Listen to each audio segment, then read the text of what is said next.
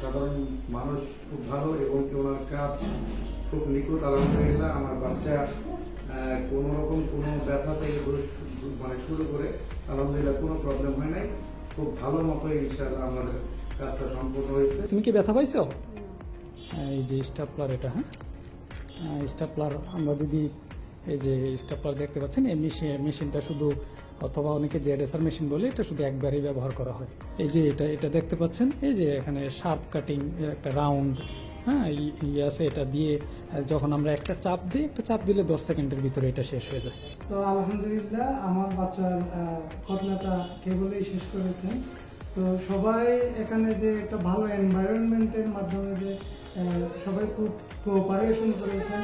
প্রথমে আমি যখন আপনাদের ভিডিওগুলো দেখেছিলাম, দেখার পরে তো আমার ভিতর পজিটিভ একটা ফিডব্যাক এসে, তো আমি কিন্তু আপনাদের এখানে হসপিটালেও আমি আসিনি, হ্যাঁ, সরাসরি আপনার সাথে ফোনে কথা বলে এখানে এসেছি।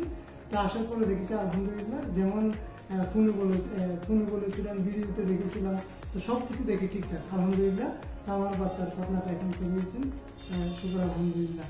তো 3 দিন পর আবার আমরা আসবো ডিভাইসটা খুলে নেওয়ার জন্য আর কি। আমার বাচ্চাকে নিয়ে তো আমরা আনসেফ কোন একটা প্লেসে তো আর আসতে পারবো না, তাই না?